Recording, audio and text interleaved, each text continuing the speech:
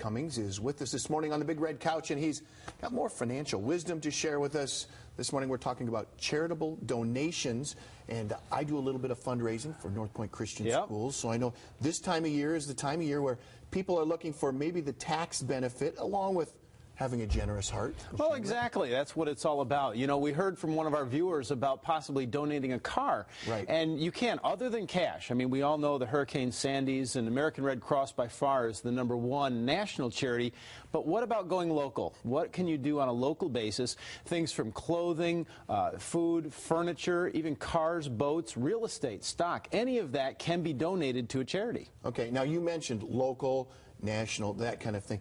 What do you advise when somebody comes in and they say, I've got some things I want to give financially, or maybe it's material things as well. Do you encourage local?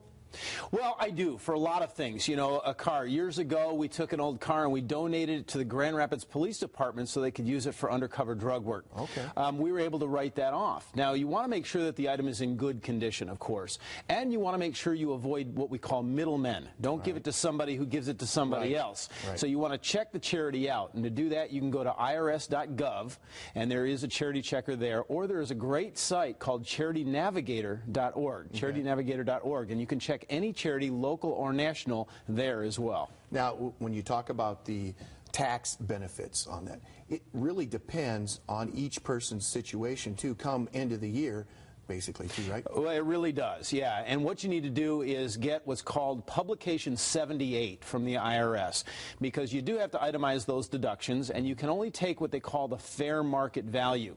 But that could be substantial.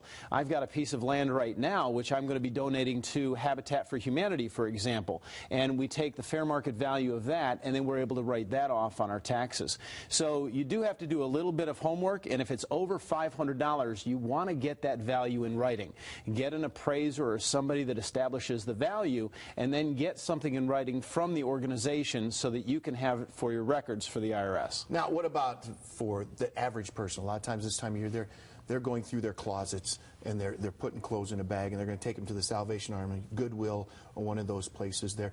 A lot of times, I know I'm guilty of this, I don't want to take the time to wait to get anything written up on a piece of paper. I want to drop it off and run. But we really should wait and get that value written down so we have it when it comes tax time, right? You should, actually. If you've got anything worth $250 aggregate or more, you should get some sort of receipt so that you can have it for your records.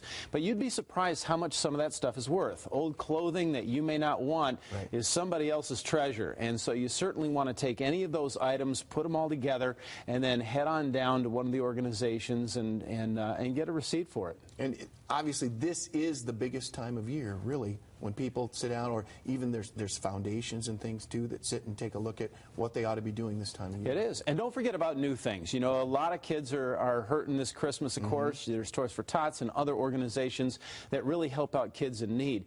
So it is. 'Tis the season, as they say, right, Tim? There you have it. You mentioned real estate for a second. Yeah.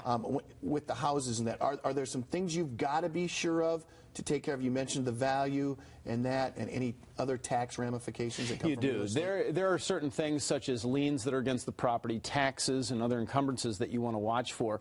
Talk to the organization first. Find out what their parameters are, what they'll accept, and then, like I said, if it's a valuable piece of property, make sure you get an appraisal on that so you've got something to back it up, and then take any of those deductions off of your taxes. So the key there, just like you're selling, clear title is important. Clear title is important. And check the organization. It has to be a 501c3 according to the IRS. That's why you want to check and make sure they're registered, or you're not going to get the deduction at all. There you have it. Chip, thank you for coming in. Great to see you. Merry Christmas if I don't see you before then. And don't forget the Financial Fitness Show each weekend. Yep, this weekend we're going to be talking about kids and their finances, how to teach them with video games. Perfect. Thank you very much, Chip, for stopping by. We appreciate it.